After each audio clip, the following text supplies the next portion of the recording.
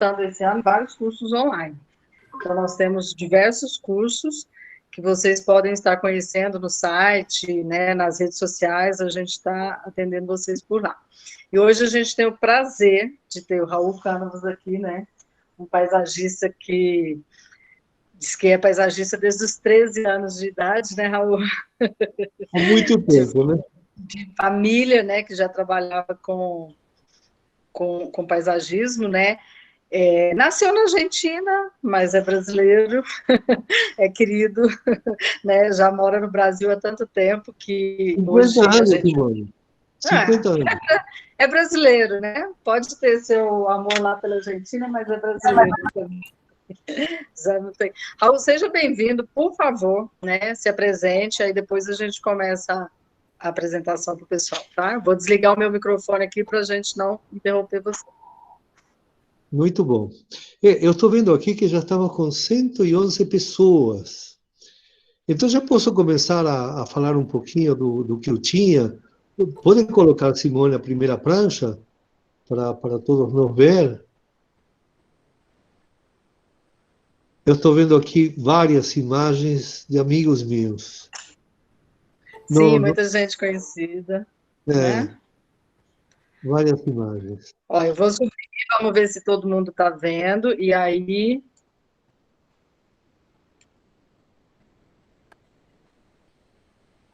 Tá Ótimo, ok? Você está vendo? já apareceu aqui. Já? A primeira Então tá. imagem. Então, pessoal, vocês, esse mundaréu de gente que está assistindo minha palestra, primeiro assim, eu fico super grato de vocês estar destinando essa hora que nós teremos aqui para frente para ouvir um pouco o que eu tenho que falar. E, Simone, passa a próxima. O que eu preparei para vocês hoje é falar um pouco de paisagismo do futuro. Eu não sei como vocês imaginam, né? Como nós temos. Aí aparece uma primeira imagem com formas arquitetônicas bastante extravagantes, até eu diria assim, um pouco esquisitas, e por que não também um pouco cafonas. Por que digo isso? Porque talvez há uns 30, 40 anos atrás, ainda no século XX, nós sonhávamos com um futuro assim mirabolante, com arquitetura, o que chamávamos naquela época arquitetura arrojada.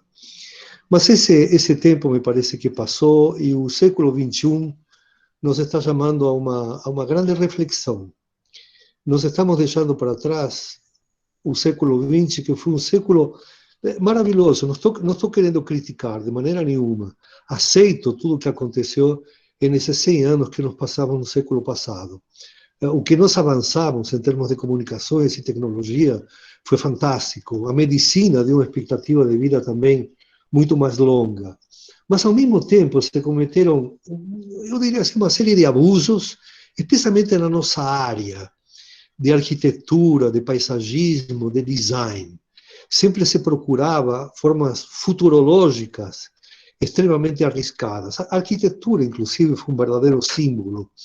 E aí eu poderia estar assim vários minutos citando arquitetos de renome do século XX, como foi Wright ou Le Corbusier, por exemplo. Eu deixo aqui, e arrisco inclusive com vocês, a deixar uma crítica a esses grandes nomes, que se preocupava muito mais na imagem da obra que no próprio sentimento do cliente.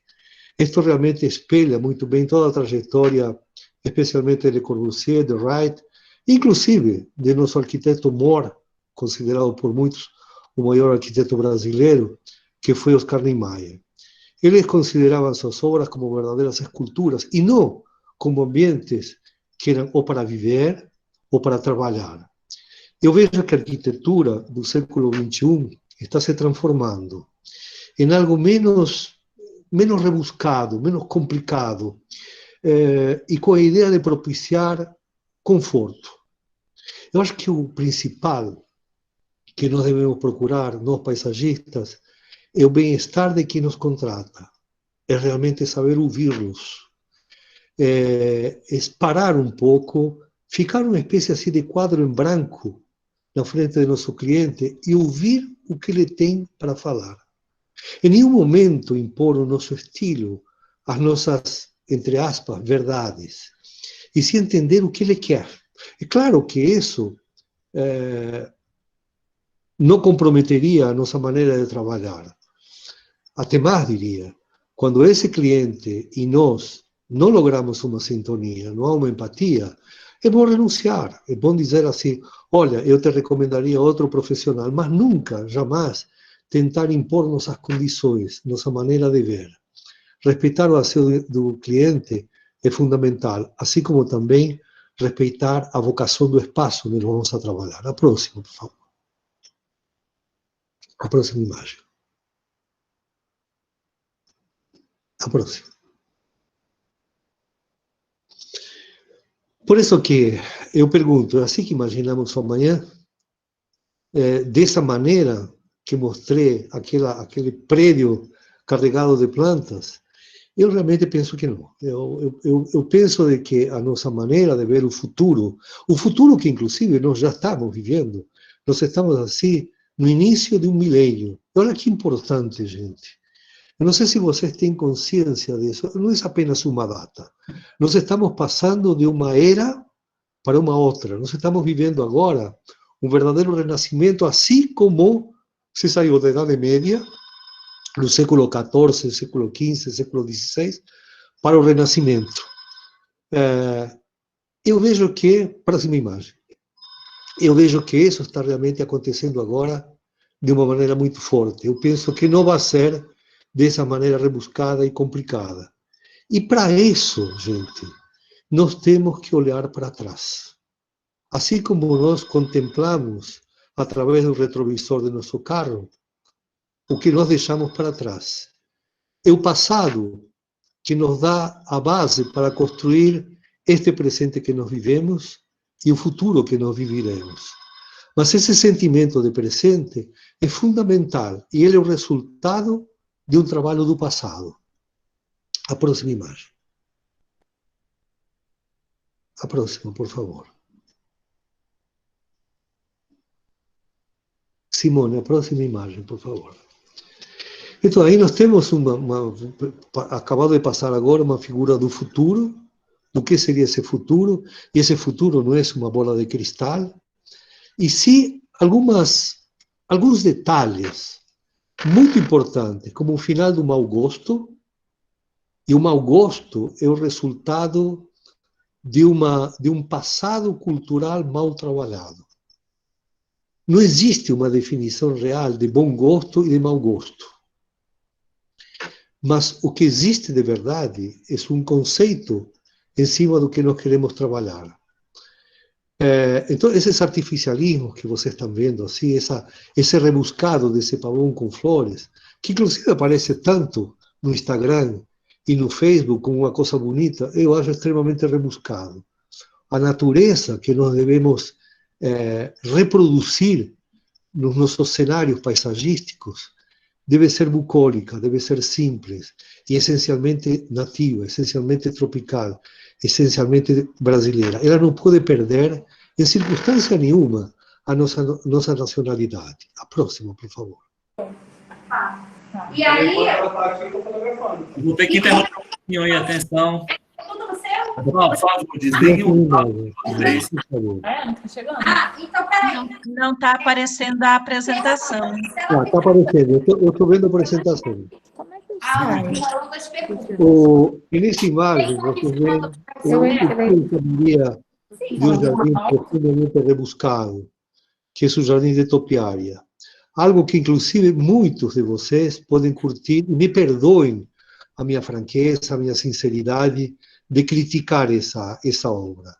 A Topiária, na realidade, não vai na mesma direção que está caminhando o design como um todo no século XXI. A Topiária é o resultado de uma sociedade preguiçosa que tinha que empregar uma quantidade enorme de escravos no século I, quando Augusto era imperador de Roma. E naquela época foi um senador muito poderoso que se chamava Marcius. ele inventou umas tesouras para recortar as plantas do jardim. Mas por que foi isso? O intuito não era apenas estético, não era para melhorar o jardim, mas era para empregar a quantidade enorme de escravos que ele tinha. Roma, quando conquistava novas regiões, não matava seus conquistados, e eles os aprisionavam. E muitos desses prisioneiros não eram simplesmente aquele escravo que vocês imaginam com uma corrente no pé. Alguns foram, inclusive, professores do próprio império. Alguns tinham status fantásticos. Agora, se lembrando um pouco, um dos mais conhecidos foi Lúculo, que foi cozinheiro de Augusto, foi um grande chefe de cozinha, e ele tinha um exército de assistentes e vivia muito bem. Mas, teoricamente, ele era um escravo, uma pessoa que trabalhava obrigado pelo imperador. E isso que aconteceu com Mártir, quando ele empregou essa quantidade enorme de escravos que ele tinha. Para você ter uma ideia, a quantidade que eu falo em números, alguns senadores da República Romana chegavam a ter 3.000 escravos. Então, vocês imaginem isso em uma época onde não existia uma indústria e não existia um comércio, como um grande supermercado, onde você podia empregar uma quantidade enorme de gente. Isso oferecia-te um perigo para o senhor das terras. Então, a ideia era realmente ter uma mão de obra ociosa que fizesse alguma coisa. Então, hoje, isso não se emprega de maneira nenhuma. Hoje, no século XXI, todos nós temos um problema de empregar gente. Pouco se dá o luxo de ter uma empregada doméstica, alguém para passar roupa ou alguém para cozinhar para nós. Quanto menos ter um homem recortando plantas no jardim. Raul, e mais desculpa, digo... Raul, Simone, a gente está tendo um problema com a apresentação. Por favor, espera um minutinho, que eu e o Judivan vamos resolver aqui. Alguém entrou apresentando, e aí não está apresentando a minha. Tem outra pessoa. Então, você baixa sua apresentação e reinicia novamente. E você reinicia novamente. Porque senão vai ter que todo mundo clicar e mandar fixar a tela. Tá, vou subir, vamos ver se vai dar Sobe certo. aqui deixa só para todo mundo. Mais fácil.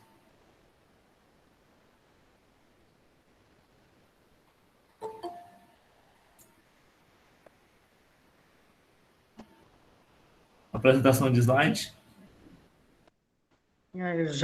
Para mim já foi.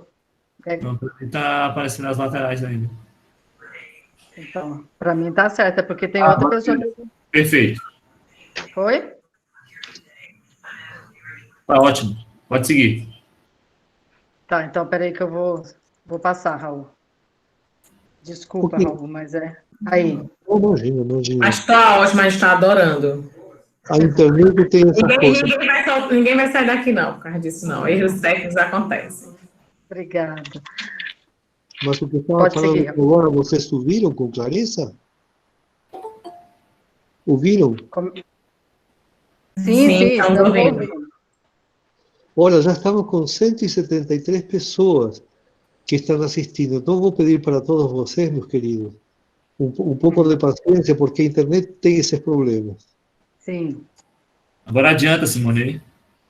Agora, vá passando as imagens para chegarem naquela das topiárias. Um pouco antes. Um pouco antes, Simone. Não, antes. Eu vou voltar, porque estava na topiaria, mas agora eu vou voltar. Só um minuto. Sim.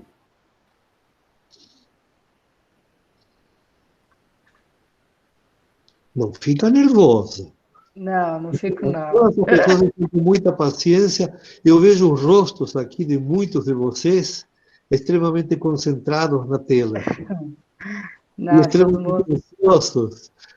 Aí, para mim está aparecendo a topiaria. Um sorriso. Para mim está aparecendo um sorriso. Para mim parou de aparecer, viu? Parou, Simone. Tem que voltar para tudo de novo. Tá, a gente vai voltar.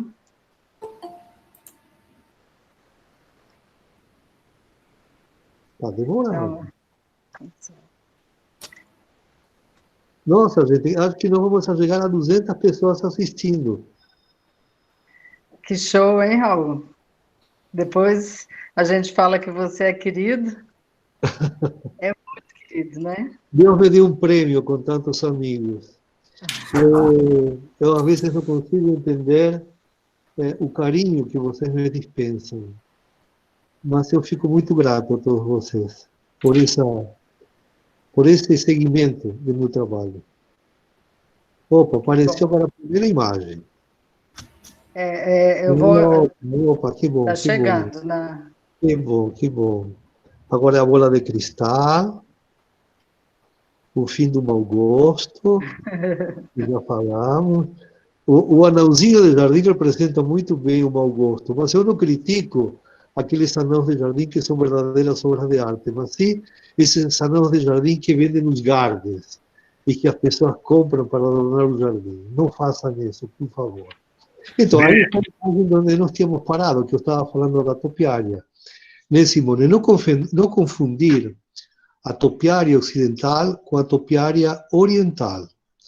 A topiária oriental, que eu tive a oportunidade de ver na Tailândia, por exemplo, que é maravilhosa, ela tem como objetivo um fator religioso muito importante, que não foi o que aconteceu no Ocidente. A próxima imagem, por favor.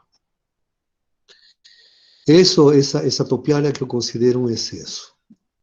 Vamos para a próxima. E outra seria isso. Eu coloquei essa imagem porque, sinceramente, não sei o que vocês vão opinar, é um Rolls Royce dourado. É o cúmulo da ostentação, e não do conforto, e não do bem-estar. Por mais que vocês me digam que o carro foi muito bem projetado para a gente estar muito comodamente dentro, eu acho que nenhum de nós, por dinheiro que a gente tenha, precisa de tanta ostentação, e muito menos pintar esse carro de dourado, como se parecesse de ouro. Então, essa ostentação me parece que está ficando para trás. O mundo está pedindo uma leveza das pessoas, uma descomplicação da nossa maneira de viver. O vegetarianismo, por exemplo, está crescendo. Eu não sou vegetariano. Eu como carne. Pouca, mas eu como carne.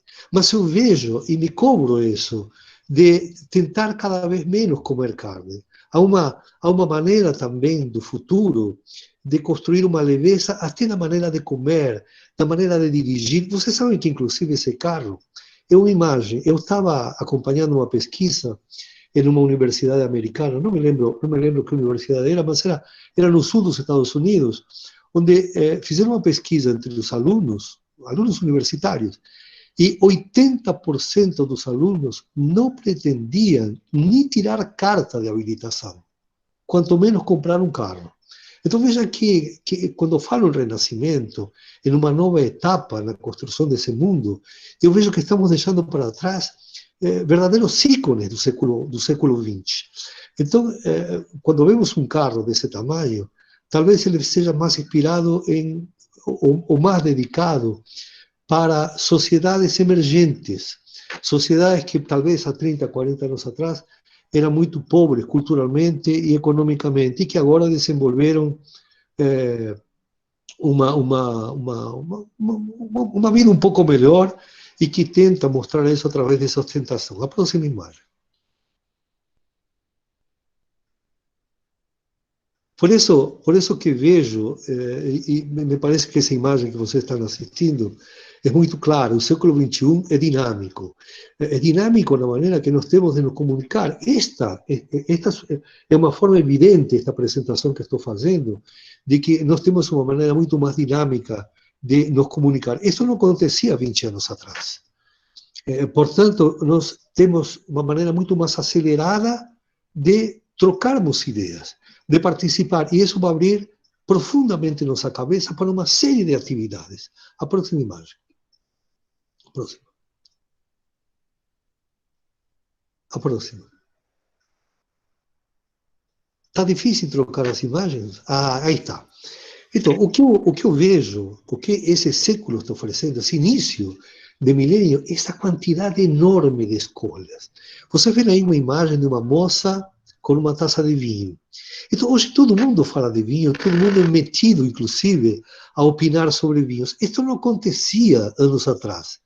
Vocês sabem, eu como argentino, eu cresci em uma sociedade onde o vinho era essencial, o vinho não era um luxo. O vinho fazia parte, inclusive, da cesta básica do argentino, pelo menos quando eu morava em Buenos Aires. Então, era um dos 10 itens indispensáveis para a alimentação. Mas na minha casa não tem um vinho, uma marca de vinho definida, e muito menos um corte de uva. Não existia isso, não aparecia nem nos rótulos. Então, hoje, falar de beber um Malbec, um Cabernet, um Shiraz, é uma coisa que nos torna mais atrevidos nisso. O vinho deixou de ser um alimento para ser um passatempo, uma maneira de nos sociabilizar. A mesma coisa que assistir espetáculos, namorar de uma maneira mais solta, assistir o Facebook, viajar, ir a academias, frequentar museus e até comer bem. A gastronomia é uma coisa que não se ocupava 20, 30 anos atrás. E hoje, até nos restaurantes mais simples, tem os bandejões onde as pessoas podem escolher comida. Quando eu cheguei aqui no Brasil, a comida básica do brasileiro era arroz, feijão, bife, tomate e ovo. Então, hoje, até nos lugares mais simples, nós temos uma opção enorme de variedades de comidas. Isso nos abre profundamente a cabeça. A próxima imagem. Próxima.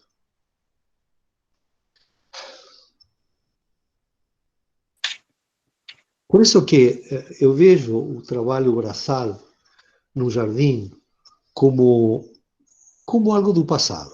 Eu não vejo que essa figura desse velhinho jardineiro seja uma coisa habitual hoje nos nossos jardins.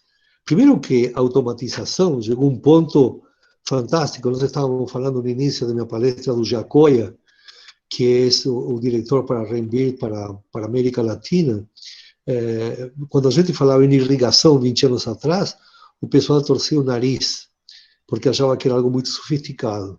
E eu vejo hoje que um jardim, por pequeno que seja, por simples que seja, ele ter uma irrigação automatizada o torna muito mais econômico e muito mais racional no uso da água e também na falta de trabalho do jardineiro para regar. E a iluminação foi outro fator que cresceu enorme. Nós brasileiros descobrimos que nós usamos por demais o jardim à noite. Vocês vejam, vocês já pensaram, normalmente todas as fotos, tudo que aparece no jardim é durante o dia. E o jardim à noite?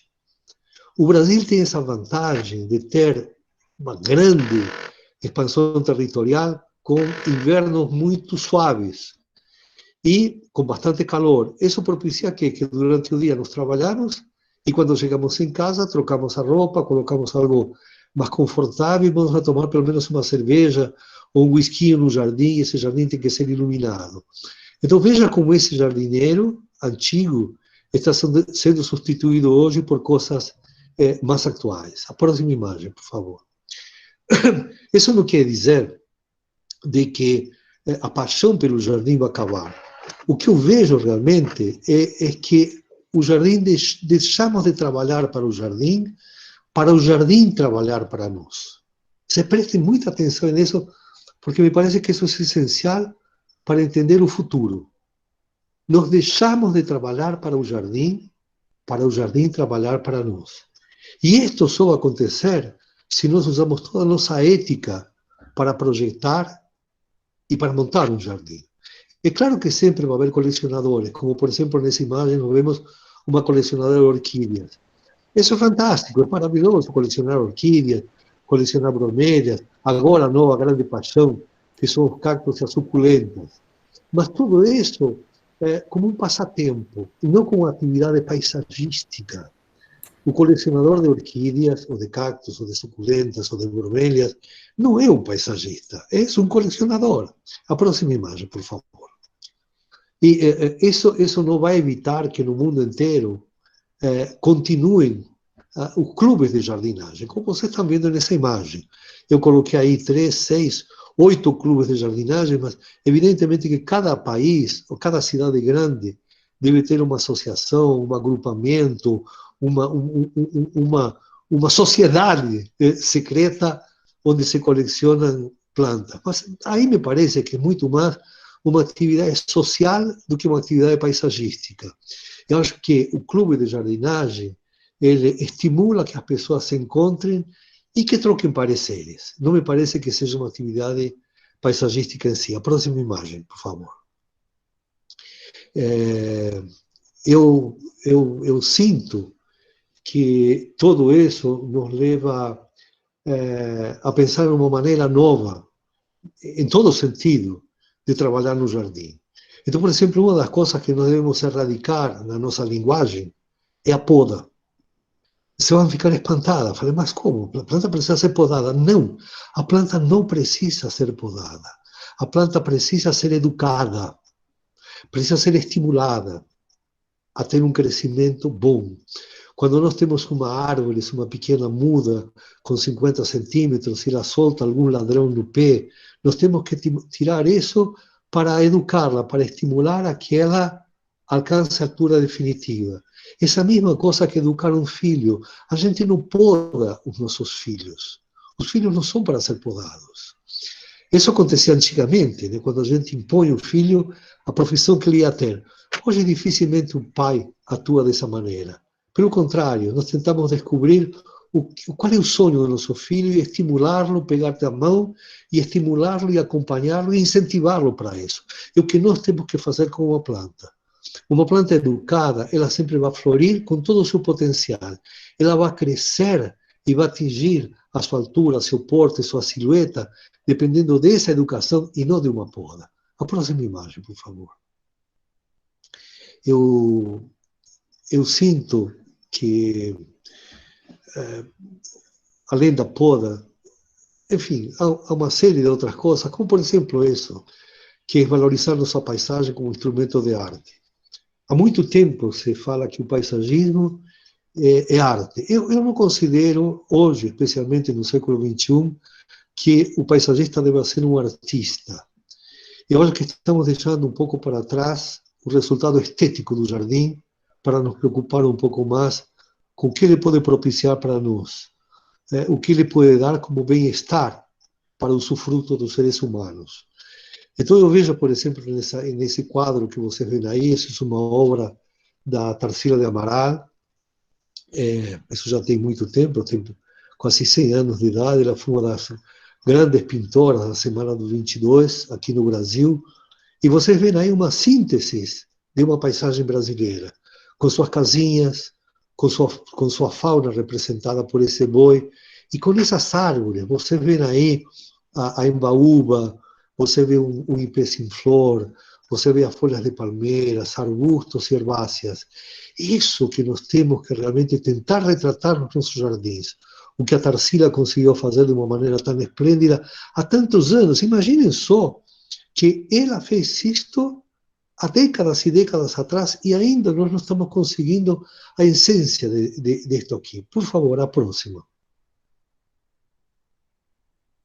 Então, eu sinto que isto deve ser um guia, um termômetro para todos nós. Outra das coisas assim, que me afeta muito como brasileiro é nosso folclore. Quando a gente fala de folclore, estamos confundindo o folclore brasileiro com o folclore de qualquer outro lugar. Então, de uns anos para aqui, de uns 20 anos para aqui, tem entrado coisas exóticas, como Halloween, que muita gente curte. Não tenho nada contra o Halloween. Mas, por favor, pensem no Curupira.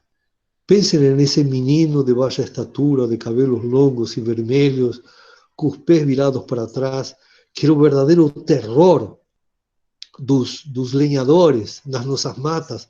Vocês sabem, inclusive, que o Curupira foi falado por José de Anchieta já em 1560. Ele falava do Curupira, e não falava com muita estima. Há uma citação de José de Anchieta, onde ele fala de que ele semeava o terror na floresta. Mas, na realidade, o Curupira o que fazia não era outra coisa que defender as nossas árvores, defender-las dos lenhadores. Era por isso que ele é sempre representado com peso ao contrário, porque a gente nunca sabe se ele vai ou se ele vem. E assim como o Curupira, nós temos uma quantidade de entes e de duendes milagrosos que enchem nosso folclore de uma maneira tão bacana, como o boi sem cabeça, o caipora, Iemanjá. Enfim, para quem tem paciência de ver isso, para atrás de nosso folclore e para isso eu recomendo um autor já falecido, que se chamava Câmara Cascudo, que ele fala muito do nosso folclore, inclusive um dicionário folclórico dele, que eu recomendo, acho que todos vocês deveriam ter ele no estante e ler-lo, porque é maravilhoso, ele faz parte também da minha biblioteca. A próxima imagem, por favor. Eu tenho paixão por Curupira, tenho paixão. Outra coisa são nossos biomas, né? Todo mundo já ouviu falar dos biomas e do tamanho deles, do que é. A Simone está no meio do Cerrado, aí em Brasília, eu estou na Mata Atlântica aqui em São Paulo, e muitos de vocês podem estar na Amazônia, na Caatinga, no Pantanal, nos Pampas. Mas isso vocês não têm ideia como isso representa, em termos mundiais, uma riqueza florística fantástica. E quando nós projetamos um jardim, me parece que é essencial, e o que falei antes, é respeitar a vocação do espaço. Se nós vamos a projetar alguma coisa em Pernambuco, nós temos que ver se esse jardim está na Caatinga ou está na Mata Atlântica. Se nós vamos a trabalhar em Brasília, temos que ter a consciência da altitude e do longo período de estiagem que passa. Tudo isso é importante na hora de escolher as espécies vegetais que vão fazer parte do nosso projeto. E olha, aí é muito importante deixar uma coisa muito clara. O nosso paisagismo, eu diria que está muito contaminado por ideias do hemisfério norte, por ideias que vêm da Europa e dos Estados Unidos. Tentem limpar a mente de tudo isso. O Brasil é um país continental, é um país que tem mais ou menos 20% de todas as espécies do mundo. E se nós temos essa riqueza florística, não foi porque Deus é brasileiro, como muito falam, e sim porque nós precisamos dessa flora para poder respirar, para poder viver, para poder, inclusive, cada vez mais adensar as nossas cidades. Nós temos uma quantidade enorme de cidades aqui no Brasil, com mais de 1 milhão de habitantes. Isso nos faz um país, eu diria, quase único no planeta, com tantos habitantes nas suas cidades. Acho que, além de nós, talvez Estados Unidos seja outro representante grande, mas o Brasil é muito importante nisso. Então, nós que estamos trabalhando especialmente no paisagismo urbano, temos que tentar recuperar esses biomas perdidos. Esses biomas temos que tentar representá-los nas nossas cidades. A próxima imagem, por favor. Podemos ver a próxima, Simone? Raul, é porque ela demora um pouquinho para aparecer. Eu já passei aqui, mas é sempre... Aí, ela já vai aparecer, tá? É porque ela dá um... É o peso dela. Sim, não, entendi. Bom, eu acho que já falamos dos biomas, eu acho que isso está bem representado, e até coloquei essa imagem aí de Rugendas, que foi um pintor que esteve aqui no Brasil entre 1822 e 1825, tentando retratar nossa paisagem, até de alguma maneira um pouco exagerado, parece. E isso era para mostrar na Europa o nosso contorno, o nosso cenário vegetal. Mas eu acho que nós temos que ter também em conta isso aqui. E além de Rugendas, foram muitos pintores e os biólogos, não diria, mas naturalistas naquela época, que vieram em várias missões, né, como missão francesa. Isso especialmente na época em que o imperador do Brasil era Dom Pedro II. Grande época e grandes saudades daquela época. Eu não vou falar de política hoje, mas eu acho que o nosso último grande governante se chamou Dom Pedro II. Não tenho saudade de monarquia. Eu sou republicano. Mas que saudade de uma época onde o Brasil era um país tão importante no mundo. Podemos ver a próxima imagem? Passamos das 200 pessoas hoje na nossa plateia, que legal. Então, nessa imagem eu falo um pouco de nossa flora, do que falei agora recentemente, que nós temos mais ou menos 20% da flora mundial. Eu não sei se vocês conseguem captar isso. Quando eu falo 20% da flora mundial, os 80% restantes são divididos em mais de 200 países. Então, vocês imaginem como é importante a flora em termos paisagísticos para o Brasil. Então, quando nós vemos projetos de paisagistas dos Estados Unidos, eu teria assim, uma longa lista para falar. Uma que me lembro agora, a Martha Schwartz. A Martha Schwartz é americana, está morando agora em Londres, e ela faz muito um paisagismo clean, especialmente em parques públicos, com grandes espaços calçados e muito pouca vegetação. Isso talvez funcione muito bem no hemisfério norte, e bem lá no norte, como seria em Londres, mas não funciona de forma nenhuma em um país com uma flora riquíssima como a nossa, que deve ser realmente aproveitada. Isso está aí no nosso contorno, para que nós prestemos atenção nela. A próxima imagem, por favor. Isso eu acho que nos leva a pensar que devemos reinventar a nossa maneira de criar o jardim. Precisamos realmente ter um objetivo muito maior que aquilo de fazer um jardinzinho com pedrinhas e bambu moçô e tuia caizuca e azaleia e aquilo que é assim digamos o comum, o trivial no paisagismo brasileiro do século XX. A gente precisa realmente se reinventar. A próxima imagem. E para reinventar-nos, Simone, eu acho que nós temos que dar um giro de 180 graus no nosso conceito criativo. E, ao mesmo tempo, naquilo que nós aprendemos como paisagistas. Aí nós temos que renovar essa roupagem. Observe que esses 4 garotos nessa imagem, essa é uma fotografia dos anos 60, 70. Então vocês veem, inclusive, a postura forçada dos 4. O primeiro que aparece aí, esse menino oriental, está esticado de modo tal para não amassar a camisa, parece. O que está mais em primeiro plano tem uma calça branca, passada com vincos. Ninguém usa mais vinco nas calças masculinas. Eu lembro, gente, que quando eu tinha meus 13, 14 anos, minha mãe falou: você já está namorando? Eu falei: eu já, mãe. Então, se você está namorando, você vai ter que cuidar da tua roupa. Então, era muito engraçado que eu tinha que passar minhas calças. E o muito essencial na época era ter uma calça com vinco extremamente marcante. Aí, de repente, se deixou de usar o vinco. E depois do vinco, a calça começou a parecer amassada. Aí apareceram os jeans. Os jeans, que loucura! Deixaram de ser azuis para ser desbotados. E agora, nessa próxima imagem que nós vamos mostrar agora, Simone, passa a próxima imagem, nós vemos de como, inclusive, o estilismo mudou a maneira de pensar. Vocês vejam nesse jeito dessas 3 moças despreocupadas e descontraídas, tão diferente dos 4 moços que vimos na imagem anterior. Então, isto não é apenas um modismo. Há uma grande diferença entre moda e futuros que nós queremos marcar.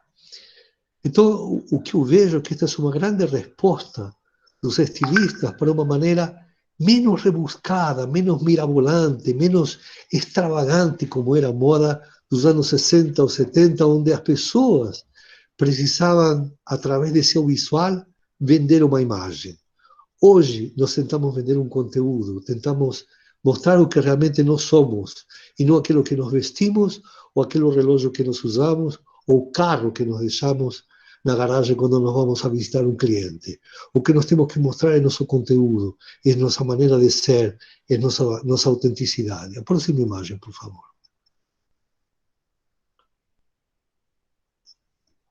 Nós temos ainda um tempinho, né, Simone? Por exemplo, o nosso cotidiano. Há uma palavra que até eu acho que poucos de vocês conhecem, que é ebanista. O ebanista era mais ou menos sinônimo do marceneiro, mas era o que trabalhava uma cadeira, o que entalhava a cadeira com ferramentas do marceneiro. Hoje não existe mais, isso que vocês estão vendo aí é uma poltrona de papelão. Então, hoje, aquele ebanista que demorava meses para entregar uma mesa de jantar com sua cadeira, hoje ele reproduz isso de uma maneira rapidíssima, em minutos. Então, vocês vejam como se acelerou também o design. Na próxima imagem, por favor. E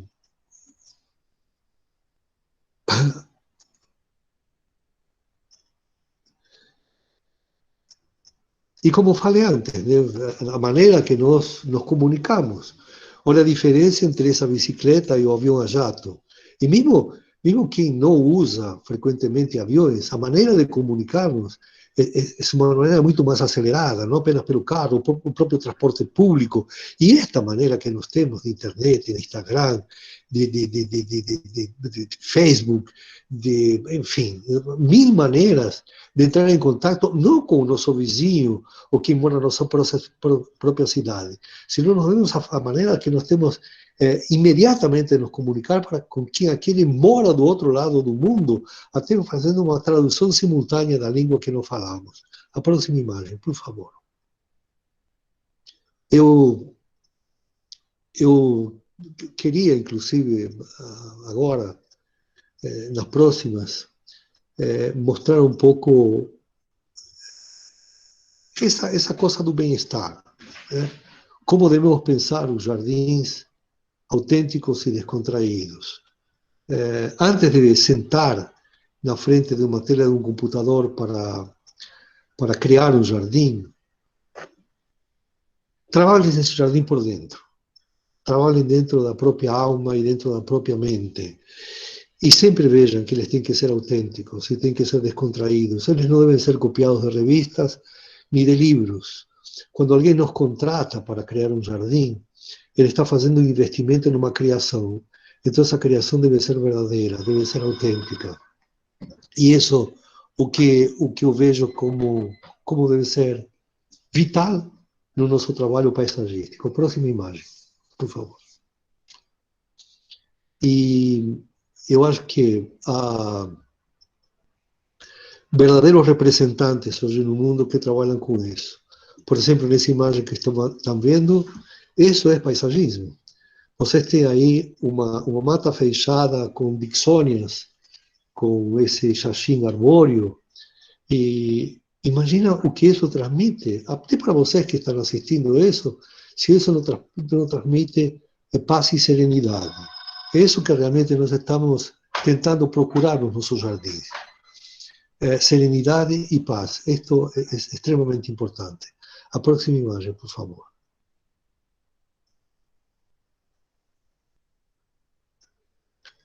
Se nós conseguimos lograr alguma coisa assim, eu acho que nós teremos nosso trabalho realizado. É claro de que se fala ultimamente muito em sustentabilidade. E é muito importante que eles sejam sustentáveis. A próxima imagem, por favor. Então, sustentáveis, eu não me preocupa tanto a economia, por exemplo, de água.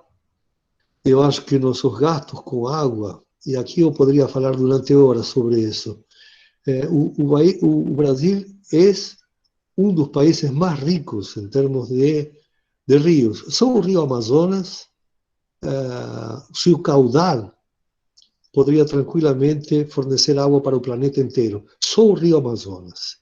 Façam seus cálculos. Eu não quero ocupar muito tempo com isso. Então, quando eu falo assim de sustentabilidade, não me preocupa tanto os gastos com água. Na próxima imagem, por favor. Ou com gastos de energia. Não é isto realmente a nossa preocupação. Nossa preocupação é realmente guardar nossa identidade. Os custos energéticos, claro que são fundamentais. E isso, com a automatização no jardim, nós podemos gerenciar de uma maneira muito produtiva. A próxima imagem, por favor. Mas o importante é guardar a nossa identidade nacional. Isto me parece que é fundamental. E isto é uma coisa que não se fala com frequência quando se fala em sustentabilidade. Sempre se fala de economia de água, economia de energia, economia de mão de obra, economia de fertilizantes, e não é isso apenas o que nós procuramos, né? Vamos ver na próxima imagem. O que realmente se procura é isso, é ter um jardim brasílico, um jardim autêntico, um jardim verdadeiramente nosso. Isso me parece que, eu insisto nisso, isso me parece que é fundamental. Já podemos ver a próxima? Podemos, né? Já, ele não está, parece que está pesado, mas só um minutinho que ele vai... Aí. Então, eu coloquei isso aí, coloquei essa frase que eu inventei, enfim. que inventa jardins deve ser ousado e meditativo.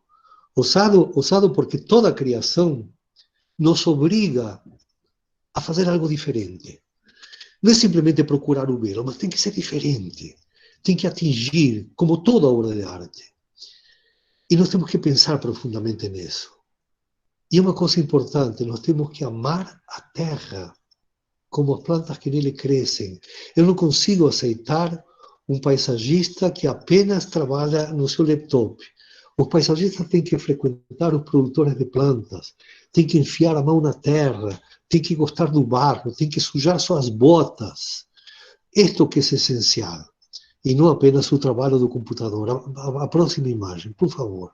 Então, estejam atentos a isso. Tomem o gosto de sentir o perfume do solo. E outra coisa é isso, essa ética e a prosperidade. Você sabe que eu estou cansado, na minha vida inteira, de ouvir a palavra amor. Não existe amor sem ética. A ética está antes do amor. E quando nós pensamos em ética, de construir um jardim ético, não é construir um jardim harmônico através de nosso olhar, e sim pensar a harmonia entre as espécies vegetais que vão ter que conviver aí durante décadas e décadas. Se eu vou colocar uma trepadeira para subir em uma árvore, devo me perguntar, mas será que elas vão conviver bem? Será que essa trepadeira vai abraçar essa árvore e a árvore vai gostar desse abraço? Então, para entender isso, eu tenho que entender de fisiologia vegetal, de taxonomia, ver se há realmente uma sintonia verdadeira entre essa árvore e essa trepadeira, se elas pertencem ao mesmo bioma, ou pelo menos a biomas análogos. Eu lembro que uma vez, discutindo isso com o Roberto Burle Marx, discutindo não, quem era eu para discutir com o Roberto, mas prestando atenção ao que ele me dizia, ele falou para mim que as plantas não tinham passaporte. Então, quando ele trazia uma planta que vinha da Indonésia e a plantava em Guaratiba, no seu sítio, em Santo Antônio da Bica, e aclimatava, essa planta era recebida de braços abertos pelas outras que talvez eram naturais do Brasil. Então, essa sensibilidade é uma coisa muito importante que nós devemos ter. A próxima, por favor. Próxima imagem. E eu acho que assim, esse jardim, com esse resultado, ele vai soltar essas sementes de virtude e de perfeição. A próxima imagem, por favor. Eu não sei se já na próxima imagem que vai aparecer agora, eu mostro alguns paisagistas que eu admiro e que eu recomendaria que vocês os acompanhassem. Acompanhassem o trabalho deles para vocês verem de como há uma tendência mundial a um jardim menos mirabolante, menos rebuscado. Aí tem uma imagem de um trabalho do Piet Oudolf. O Piet Oudolf é um paisagista holandês, contemporâneo meu, um pouco mais velho do que eu, acho que nasceu em 1944, muito importante, talvez um dos mais importantes na Holanda. Eu, inclusive, estive com um colega dele, holandês, agora em novembro passado, na Rússia, onde ele apresentou um trabalho também muito bacana numa palestra. Eu também fiz uma palestra para um grande público, tinha uma plateia com 700 pessoas lá em São Petersburgo. E esse colega do Piet estava lá, a gente trocou algumas ideias muito interessantes. A próxima imagem, por favor.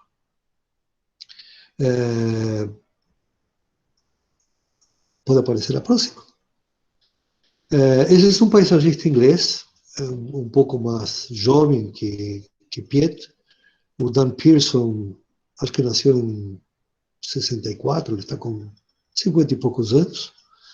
Ele é inglês, ele é muito conhecido na Grã-Bretanha por um programa de televisão que ele tem, e ele continua também com essa linha de um paisagismo muito natural, com herbáceas que cumprem ciclos sazonais na Grã-Bretanha. Mas ele também é muito famoso por causa de suas palestras e seus programas de televisão e de rádio, não só no Reino Unido, mas também na Itália, nos Estados Unidos e no Japão. Então são personagens mundiais que de alguma maneira vocês podem seguir a linha deles. A próxima imagem, por favor. E, além do Dan Pearson, por uma falta de espaço e de tempo, eu estou trazendo uma imagem de cada um apenas, mas acho que vocês podem encontrar muito mais no Google, informações sobre eles e muitas coisas sobre os trabalhos deles. Fora Dan Pearson, essa imagem aí é muito bacana. Passa um pouquinho mais rápido, Simone. Isso é em Portland, nos Estados Unidos, e é uma grande área rodeada por prédios. E essa grande área tem um espaço preponderante de água com plantas aquáticas. E foi feita por esse ateliê, e a água cumpre a função importantíssima de mostrar o reflexo desses prédios, de dar um pouco de paz para esse contorno citadino. Nós vemos aí de um rapaz que está meditando nesse parque, com esse anteparo feito com esses cabos de ferro que formam uma espécie de mampara, de renque, né? A próxima imagem, por favor. A próxima imagem também é desse parque em Portland e mostra muito bem o reflexo dos prédios na água. Como aparece aí também, aí aparece o reflexo dos prédios da água. Isso, veja, gente, isso é muito bem pensado na hora de arquitetar o jardim. Então, ver um contorno é importantíssimo. Está vendo como aí aparece, nessa imagem aparece muito bem o prédio reflexado. Então, é o lugar que passa isso, realmente passa paz. Vamos para a próxima, por favor. A próxima imagem. Bom, aí eu estou mostrando, talvez, eu não sei, talvez muitos de vocês já tenham ouvido falar do Gilles Clément. Gilles Clément é um paisagista francês, vivo, está absolutamente nativa, é um personagem muito curioso. Passa a próxima imagem já, Simone. Eu estive com ele quando fomos para Paris, com um grupo de paisagistas brasileiros. Ele teve assim, a gentileza enorme de nos receber na casa de final de semana dele, que fica a uma boa distância de Paris. Aí aparece uma fotografia, ele e Gilles Clément, no meio está Gilberto Elkis e eu. Ele foi extremamente generoso em nos receber, apesar da grande distância, e mesmo porque ele fica absolutamente isolado do mundo durante 6 meses. Ele fica 6 meses em Paris e 6 meses nessa pequena casinha. Passa a próxima imagem, por favor. É realmente um encanto a vida dele e o resultado dessa vida dele nos jardins que ele faz. Os jardins são sempre isso que vocês estão vendo aí. São jardins bucólicos. Em primeiro plano, essa árvore com tronco branco é uma bétula alba, muito comum no norte da Europa, até na Sibéria. A próxima imagem, por favor. E ele fica praticamente recluso nessa casa de campo.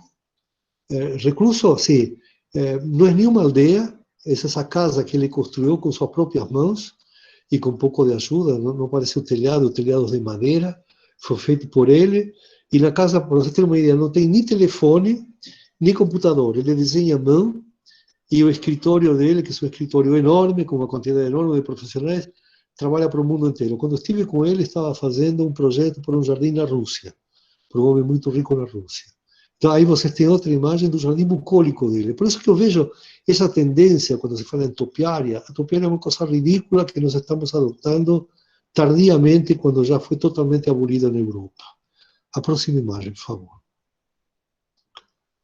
Está passando um pouquinho das 8 horas da noite. Olha, outro jardim do Gilles Clément em um espaço público.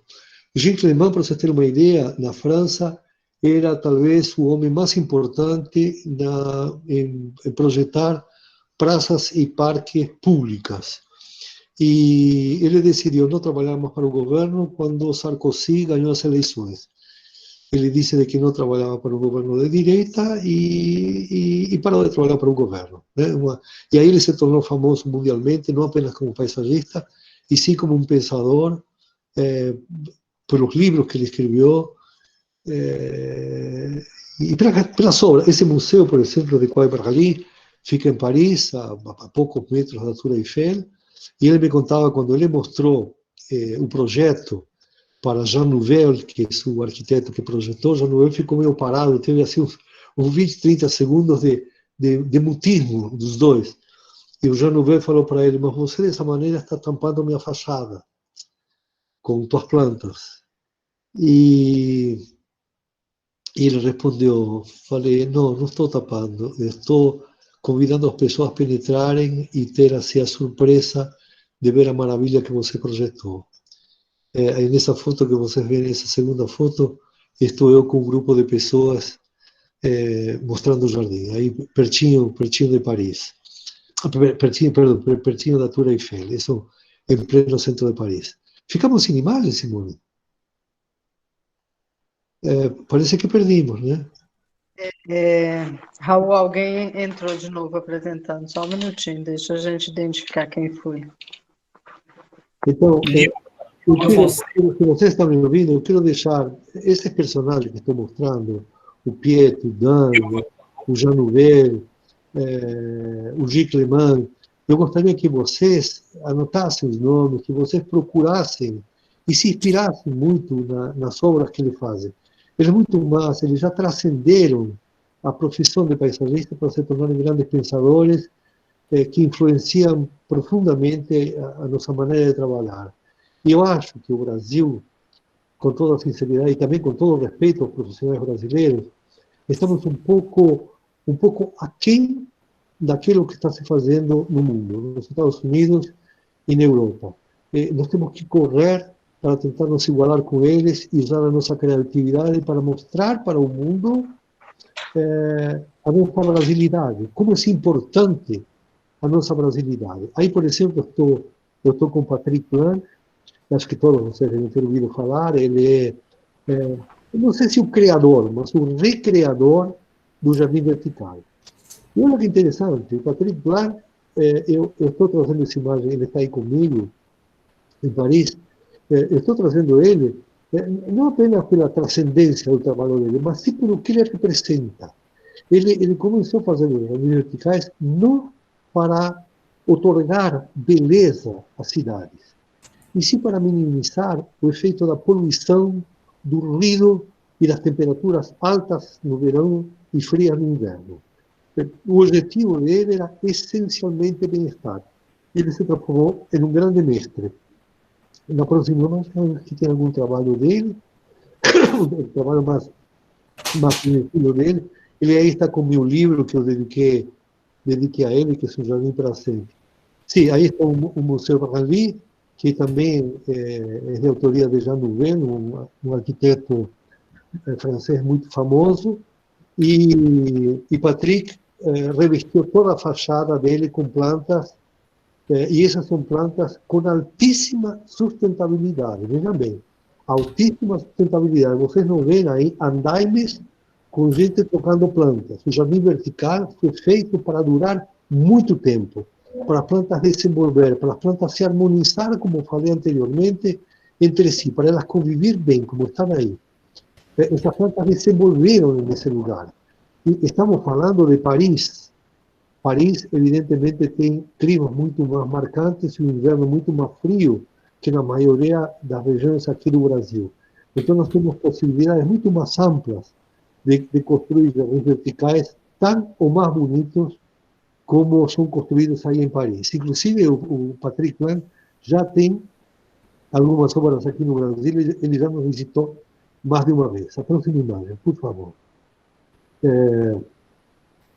Além destes franceses fantásticos que eu estou mostrando, de Gilles Clément e de Patrick Blanc, eu tenho outro grande amigo meu que aparece na próxima imagem, que é Thierry Jacquet.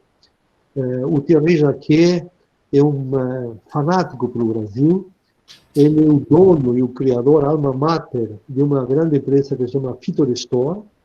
E a Phytorestore trabalha com jardins despoluentes, jardins aquáticos, que através das plantas aquáticas despoluem essas águas. Então, sua grande obra foi desviar o rio Sena em um parque que é o Parque do Chemin, um parque com 14 hectares, que na próxima imagem aparece, aí Parque do Chemin, de Lille, em Paris.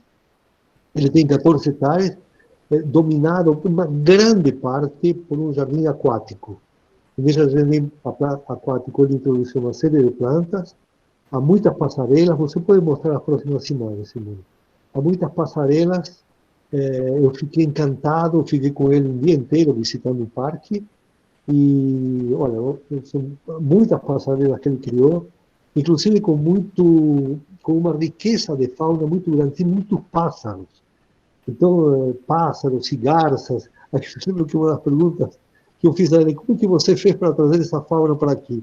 Ele falou, não trouxe ninguém, elas viram sozinhos. Então, isso foi uma grande aula de ecologia que ele me deu, de como ele conseguiu fazer tudo isso, como ele criou tudo isso com essas mãos de ouro que ele tem. Então, vá atrás do trabalho dele, que vale a pena. Thierry Jacquet, olha, essas passarelas aí, algumas curvas, outras retas verdadeiramente fantásticas. E na próxima imagem que eu queria mostrar aí, acho que vai aparecer agora, sim, do Andy Sturgeon. Andy Sturgeon é um dos maiores paisagistas britânicos contemporâneos. Ele é jovem, digamos, foi um paisagista assim, famoso, ele tem 60 anos, tem 54 anos, se não me engano. Ele faz, inclusive, viagens florísticas, como o Roberto Burle Marx fazia, esteve em Madagascar, esteve na Quênia, na África, e ele conquistou diversos prêmios, teve um prêmio muito importante em 1966, e ele faz parte de um seleto grupo de paisagistas britânicos de grande renome. E agora, assim, na próxima imagem, eu queria mostrar o trabalho de Kong Yanyu. Kong Yanyu, se vocês estão sentados, acho que todos vocês estão sentados, permaneçam sentados, porque é um homem admirável, extremamente contemporâneo. Ele nasceu em 1963, ele tem doutorado em Harvard, em arquitetura, ele é professor de uma quantidade enorme de universidades pelo mundo inteiro, publicou 20 livros, uma série enorme de textos, e ele tem um escritório, gente, em Pequim, com nada mais, nem nada menos, por isso que eu falei, vocês estão sentados, nada mais, nem nada menos que 600 funcionários que trabalham na área da criatividade. 600 funcionários. Quando nós estamos pensando de um grande escritório de paisagismo no Brasil, talvez o maior escritório da América Latina, que é de Benedito Abudi, ele tem mais ou menos 50 arquitetos trabalhando. Imaginem o que é ter 600. Então ele trabalha para o mundo inteiro e faz essas obras maravilhosas como essa que vocês estão vendo, onde você vê e você fala assim, é extremamente moderno, extremamente contemporâneo, mas não deixa de ser chinês. O vermelho sempre está presente na obra dele, e o que está presente é, de alguma maneira, uma forma que serpenteia, como esse caminho que serpenteia, que ele fala assim, ironicamente, que é o rabo do dragão. E o dragão é um bicho mitológico famoso da China. Então, o dragão e o vermelho sempre vão aparecer nas imagens dele, como nessa, e eu acho que tem duas próximas que eu estou colocando aí, que vocês vão ver agora de imediato. Kong Yanyu realmente faz muito minha cabeça, e ele pode servir de inspiração para nosso trabalho, né? A gente pensar em um jardim nitidamente brasileiro, extremamente contemporâneo, e que é algo que lembre nossas formas, já seja pela vegetação, já seja pelo mobiliário, já seja pelo traçado do piso, algo que lembre. Isto era uma coisa que marcou o trabalho do Roberto Burle Marx. Roberto Burle Marx, infelizmente, por mais esforço que ele teve, ele não conseguiu deixar uma escola. Ele conseguiu deixar milhares de defensores e de seguidores, mas ninguém, talvez o Fernando Chassel, já falecido, foi um pouco herdeiro dele, mas são poucos que digo que pegaram realmente o pensamento dele, a maneira de pensar, não o trabalho dele, mas sim a maneira de pensar, a filosofia do Roberto. E Roberto era um homem essencialmente culto, gente. Hoje, que é o aniversário dele e que dedico esta apresentação a ele, se em algum lugar ele está me ouvindo, com todo respeito faço isso, com todo carinho, ele nos deixou essa aprendizagem. Na próxima imagem, acho que essa última imagem do trabalho de Kuan Yin. Outra vez você vê nesse caminho que serpenteia. Então, eu acho que tem mais uma imagem, passa mais uma imagem, Simone. Então, esse é um parque público na China. Para vocês terem uma ideia, essa equipe hoje, com 600 pessoas, olha a grandiosidade desse trabalho, isso é em Pequim, ele está fazendo, rodeando Pequim por um cinturão verde, e a grande intenção dele é acabar com a poluição atmosférica de Pequim através de um cinturão verde fantástico. Então, vocês imaginem o trabalho árduo, profundo da equipe de Kuan Yin. Então, assim, meio que encerrando a palestra com vocês, o que o Jardim do Futuro deveria ser para mim? O que ele deve ter? Vamos passar com um pouquinho mais de rapidez essas imagens, Simone. Eu acho que o fundamental, ou seja, a primeira coisa que eu vejo no Jardim do Futuro, que seria o Jardim do Presente de hoje, é que ele tem que ser romântico. O jardim tem que propiciar o encontro romântico do casal, ou mesmo que seja um encontro romântico nosso, único com a floresta. Ele deve ter perfumes, ele deve encantar não apenas os nossos olhos, mas também os outros sentidos. Então, encantar nosso nariz é fundamental. Ele tem que ser atraente, não apenas para os pássaros, sino para nos atrair. Se nós queremos entrar num jardim e permanecer nele eternamente, ele terá cumprido aquela função essencial que foi criado. E tem que ser saboroso, tem que ter árvores frutíferas, tem que ter coisas para comer, para nos dar vitalidade. E nós temos muito isso, e tem que ser melodioso. Melodioso não apenas no canto dos pássaros, mas sim recolher o barulho do vento quando passa por um bambuzal. Ele tem que ser deslumbrante. Isso sim. Deslumbrante como essa flor que nós temos no Cerrado Mineiro. Olha que coisas encantadoras que nós temos. Isso é muito importante. E também, eu acho que a próxima imagem também vai dar uma ideia para encerrar isso, de qual é o meu conceito. Ele tem que se deixar acariciar. O mestre Swami, que foi um grande paisagista do século XIII, no Japão, ele falava muito isso das pedras vestidas por um musgo. Não tem nada mais que dê mais deleite que acariciar um musgo. É muito mais atrativo que um veludo. Por isso que o Jardim do Futuro deve ser pensado para a nossa felicidade, e não apenas para nosso olhar.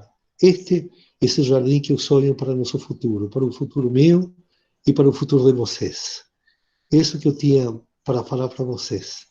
Eu agradeço muitíssimo a atenção que vocês prestaram. Estamos com quase 200 pessoas que estão assistindo. Estou muito feliz de ter falado com vocês. Muito feliz mesmo. E não sei se na próxima imagem estou mostrando alguma coisa do meu livro, que vocês podem adquirir no Jardim Cor, que é um jardim para sempre, é um jardim de manutenção de jardins. Manutenção de jardins do século XXI, acho que vocês vão gostar.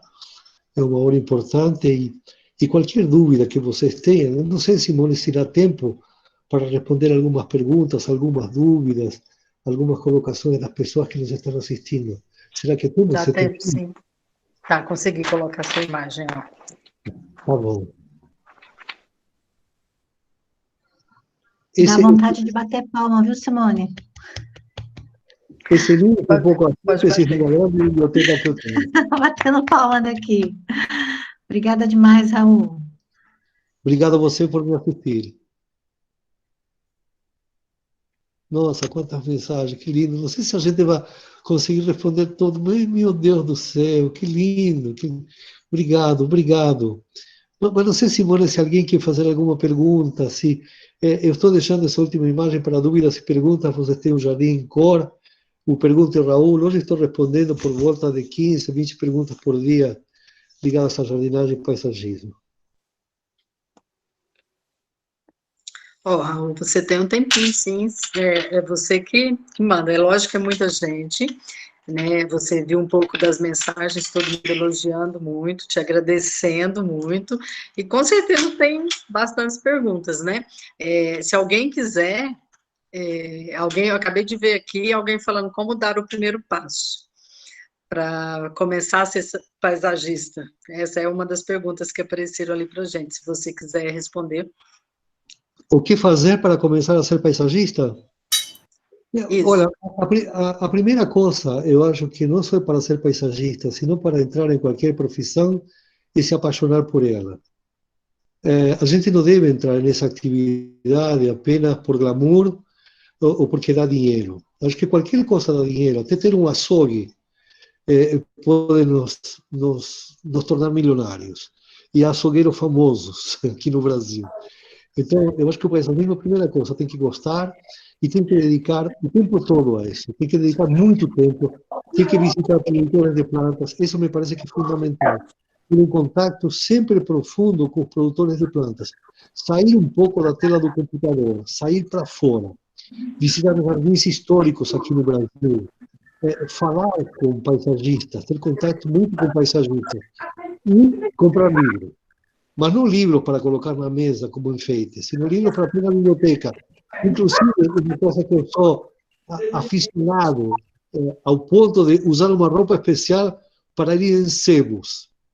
Não sei se algum de vocês tem essa mania de visitar sebos para comprar livros velhos. Os sebos são um lugar onde tem sempre muita poeira e muita sujeira. Então, eu vou de tênis, uma camiseta e jeans, me sento no chão e vou catando livros e me empoeirando. Termino assim, sujo, com as mãos empoeiradas de livros e levando sempre uma quantidade enorme de livros em casa. Hoje, minha grande preocupação é quem vai herdar minha biblioteca quando eu partir deste mundo. Não sei se eu respondi a pergunta. Tem duas. Um pediu para você repetir o título do livro, e até pedindo mais indicações de livros, e eu já vou falar outra. Estão perguntando o que você acha dos jardins naturalistas, né? Desse rumo que está tomando a questão dos jardins naturalistas. Bom, o título do meu livro é Um Jardim para Sempre. Um Jardim para Sempre. E esse título tem uma explicação. Quando eu tinha 14 anos, eu comecei a acompanhar meu pai, que foi um paisagista notável na Argentina, foi fundador da Associação Argentina de Paisagismo. Eu comecei a acompanhar meu pai e, em uma oportunidade, a gente pegou um aviãozinho, um Piper, um monomotor, para ir em uma fazenda que ficava no interior do país. E ele começou a sobrevoar um grande parque na Argentina, Buenos Aires, que fica muito perto do aeroporto internacional de Ezeiza. E esse jardim é um grande bosque. E aí ele em cima, ele me mostra esse jardim, que tinha uma quantidade enorme de alqueires, e fala, bom, é nesse jardim que eu levo muito você e tua mãe para fazer churrasco e para catar nozes, na época das nozes. Você está vendo? Agora você tem a oportunidade de contemplar-lo de em cima. Esse jardim foi criado por alguém. E aí foi a minha primeira resposta. Falei, uai, ele não sempre existiu? Eu falei, não. Buenos Aires não tem nenhuma árvore nativa. Tudo que você vê de árvore foi trazido de fora. E isso foi a obra de um francês. E aí ele desenrola um pedaço de papel, que era uma cópia, com o projeto do parque. E quando começamos a sobrevoar, ele me fala, olha, nós estamos passando por aqui. Eu via que o traçado das árvores que aparecia no projeto se repetia naturalmente naquilo que eu estava vendo desde o avião. E falei, mas pai, que loucura! É muito parecido com o projeto. Falou, claro, ele é fidedigno ao projeto. Mas falei, mas todas essas árvores que eu estou vendo foram plantadas por esse francês? E aí prestem atenção à resposta de meu pai. Ele falou, claro que não, filho. As árvores que o francês plantou, já praticamente todas morreram. E falei, pai, mas o desenho se conserva praticamente igual. Ele falou, se conserva igual porque ele não fez um projeto paisagístico.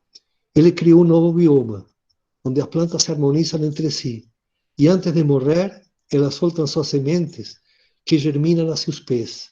E dessa forma, se conserva esse jardim. Por isso, quando nós fazemos um jardim bem pensado, com harmonia, nós estamos fazendo um jardim para sempre. E aí eu tentei resgatar essa frase de Um Jardim para Sempre e dei o título a esse meu livro, com todo o respeito ao meu pai. Mas outros livros que eu recomendo, eu tenho, na realidade, duas editoras que eu recomendo, muito mais que livros. Uma é a editora Plantaro, tem meu amigo Harry Lorenzi, teu amigo também, né, Simone? Então, eu diria que o Harry não é apenas, talvez, o maior taxonomista que nós temos aqui no Brasil, sino uma das figuras mais importantes na botânica mundial. O trabalho dos livros dele me parece que é único no mundo. Eu que vasculho tanto, não tem nada parecido nos Estados Unidos nem na Inglaterra. Talvez o Kew Garden tem algo muito importante, obviamente, o Kew Garden tem 4 séculos de existência, mas em termos assim, de tropicalismo, tudo que vocês podem ter sobre botânica é para considerar. Harry Lorenzi, e para ter isso na mesa de trabalho, não é numa prateleira. E outro seria da editora Europa. A editora Europa tem uma série de livros publicados, de autoria do Valério Román, que começou como fotógrafo, hoje é botânico e um grande colecionador de plantas. Então, acho que são os livros que devem ter. A partir daí, essa é uma investigação de vocês. Acho que respondi a pergunta, né? Sim, acho que é buscar conhecimento sempre, né, Raul? A gente, acho que nenhuma profissão, mas o paisagista, ele tem que observar muito, andar muito, nem que seja na sua cidade, né, na vizinhança, tem que estar sempre observando. E os livros não são para estar na estante, com certeza, são para estar na mesa de trabalho e o tempo todo. Para gastá-lo. Os livros que eu tenho de Lorenzi estão alguns sem capa, todos rasgados, porque eu uso diariamente. E a gente tem que rever sempre, né? A gente tem que aprender. É muita informação e são sensacionais. Tem gente aqui dizendo que até que gostaria de fazer uma pergunta, mas que está tão encantada com a palestra que é só gratidão, não vai perguntar. É muita coisa. Acho bom a gente colocou, mas você podia repetir, né? As suas redes sociais, né? O Jardim Cor, né? Quem não conhece. Estou absolutamente à disposição. Eu com minha gatinha aqui, ó. Essa aqui é a Frida. É a minha Eu gatinha conheço a Frida. Aí, Frida, cumprimento. Ela vive colada comigo. Alguém falou de uma pergunta aqui que eu não acompanhei. Se alguém quiser... achei.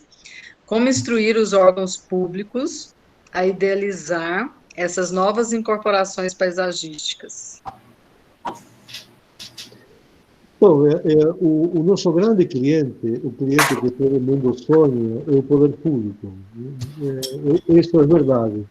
Mas há uma coisa também que é verdadeira, que a Secretaria do Governo do Meio Ambiente resulta que tem menos recursos nas todas as prefeituras brasileiras.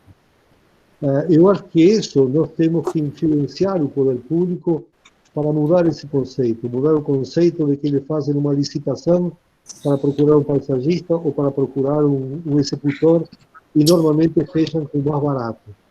E o mais barato normalmente não é o mais conveniente. Obviamente, eu acho que quando eu falo isso com toda humildade, com toda modéstia, não entro mais em concorrências, não formo parte de concorrência.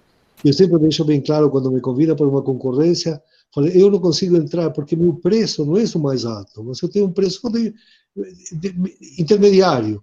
Eu quero trabalhar para aquele que curta meu trabalho, para aquele que admira aquilo que eu faço, e não para aquele que está procurando que eu cobro mais barato que o outro. Isso é incomum. Não existe nada no mercado que nós consumimos que seja ideal sendo mais barato, mesmo que seja 1 quilo de carne, um carro ou um apartamento. Sempre o apartamento mais barato, a carne mais barata, o que seja mais barato, não vai ser o melhor produto. O melhor produto sempre vamos ter que pagar um pouco mais caro, e para isso eu sustento uma equipe multidisciplinar que participa de meus projetos de uma maneira muito intensa. Vocês me imaginam, às vezes assim, para fazer um estudo preliminar, o que nós demoramos. Agora, na sexta-feira, Estou entregando um estudo preliminar de um conjunto de prédios. Estamos demorando aí 15 dias para fazer esse estudo preliminar, mas ele é irrepreensível, ou seja, ele é perfeito, não só a apresentação, sino no trabalho, na justificação do que nós vamos fazer. Então, a gente vai para essas reuniões muito inteiro para apresentar um trabalho que nos deixa orgulhosos.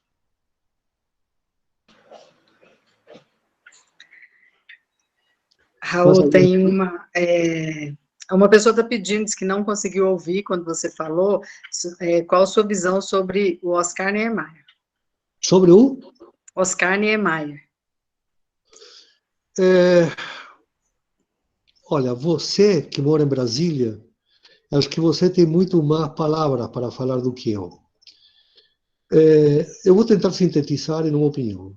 Oscar Niemeyer, para mim, representa a arquitetura do século XX. Ele teve como seu grande mestre Le Corbusier. Os trabalhos de Le Corbusier, inclusive a cidade piloto que ele fez na Índia, foi um verdadeiro fracasso. Eu vejo que, inclusive, Brasília, quando conheci Brasília, eu estive em Brasília em 1970, por primeira vez. E eu tive uma decepção enorme, porque eu não conseguia andar nas ruas. Brasília era cercada de pontes. Brasília se restringia, 50 anos atrás, ao plano piloto. E o plano piloto era um horror, com os palácios isolados da gente por água, onde você acessava o Palácio do Planalto por uma ponte. Isso era uma ideia medieval. Só faltavam os crocodilos na água.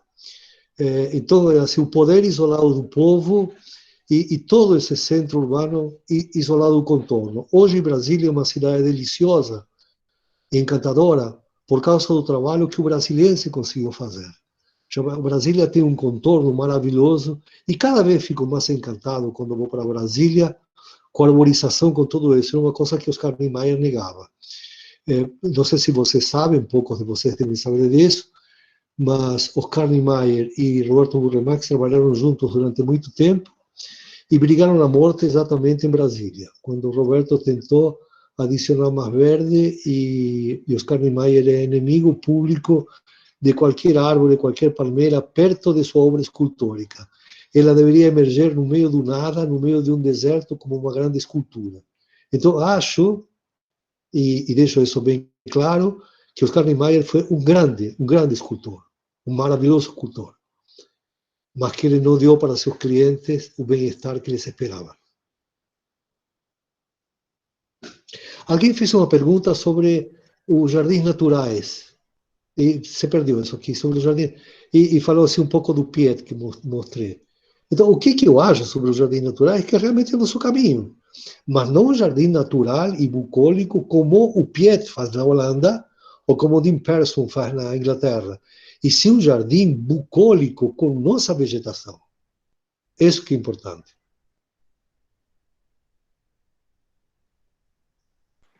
Eu acho que nós temos que, Simone, eu quero deixar isso bem claro, nós temos que privilegiar nos nossos projetos a nossa vegetação.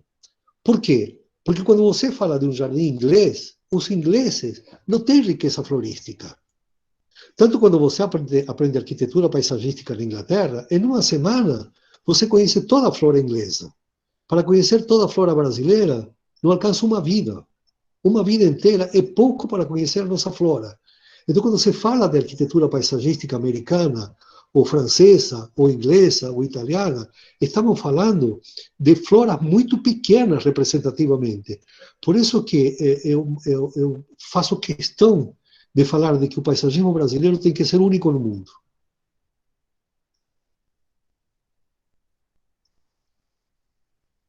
Qual é o nome do projeto que reflete os prédios? Está na apresentação. Na apresentação você pode ver. Existe um catálogo com as espécies de plantas por região do Brasil? Sim, o Lorenzi nos livros dele, ele sempre fala da região onde a espécie se desenvolve, especialmente árvores brasileiras, que são em 3 volumes. Cada espécie, ele fala a que bioma pertence e em que estados ele aparece. Então, isso nos dá uma ideia de como poder usar. Então, quando vocês fazem um projeto em uma cidade que não é essa de vocês, O primeiro recurso é procurar no Google o nome da cidade, procurar por clima, ver o regime de chuvas da região, ver a altitude que está a cidade com respeito ao nível do mar, e aí começar a procurar as espécies que são adequadas a esse lugar. Aí os livros de Lorenzi são bastante importantes, e alguns sites, como Árvores Brasil, por exemplo, vocês podem aí procurar pelo estado e pelo tipo de bioma. Então, vocês procuram o estado e você fala, o jardim vai estar na Restinga, ou é mata densa, ou é semidensa, ou é caducifólia. Aí vocês vão ter um número de espécies arbóreas que podem funcionar nesse lugar. Estou dando todos os pulos do gato para vocês, hein? Então, eu acho, Simone, que nós poderíamos já estar encerrando. E eu espero de coração que vocês mandem muitas perguntas ao Pergunta Raul, e dessa maneira poder continuar esse contato fantástico que tive com vocês nessa hora e meia que estivemos juntos.